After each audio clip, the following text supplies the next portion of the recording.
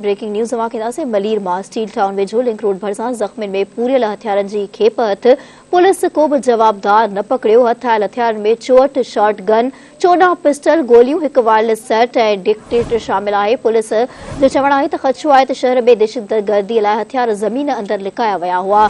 फरार थियल जवाबदार जी ॻोल्हा कई पई वञे। पुलिस मूजिब चवणु आहे। नाज़रीन, ब्रेकिंग न्यूज़ आहे, अपडेट कंदासीं तव्हांखे। मलीर मां स्टील टाउन वेझो लिंक रोड भरिसां ज़मीन में पूरियल हथियारनि जी खेप हथ कई वई आहे। पुलिस को भी जवाबदार न पकड़ियो आहे। हथायल हथियारनि में 64 शॉट गन, 14 पिस्टल गोलियूं, एक वायरलेस सेट ऐं डेक्ट्री शामिल आहिनि। पुलिस मूजिब ख़दशो आहे त शहर में दहशतगर्दी लाइ हथियार ज़मीन अंदर लिकाया विया हुआ। फरार थियल जवाबदार जी ॻोल्हा कई पई वञे।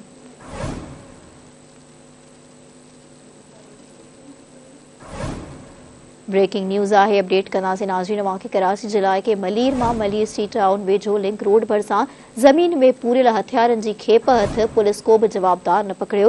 हथायल हथियारनि में 64 शॉट गन, 14 पिस्टल गोलियूं, एक वायरलेस सेट हथ कयो वियो आहे। पुलिस मूजिब ख़दशो आहे त शहर में दहशतगर्दी लाइ हथियार ज़मीन अंदर लिकाया विया हुआ। इन जा वधीक तफ़सील वठंदासीं। असां सां टेलीफोन लाइन ते मौजूद आहे धरती टीवी न्यूज़ जो रिपोर्टर मुर्तज़ा चांडियो। जी मुर्तज़ा, अपडेट कंदा, छा अपडेट्स आहिनि अव्हां वटि इन बाबति? थाने जी पुलिस लिंक रोड वेझो ज़मीन में असलो हथ करे वरितो आहे। उन 4 जवाबदार हुआ, उहे बि फरार थिया आहिनि।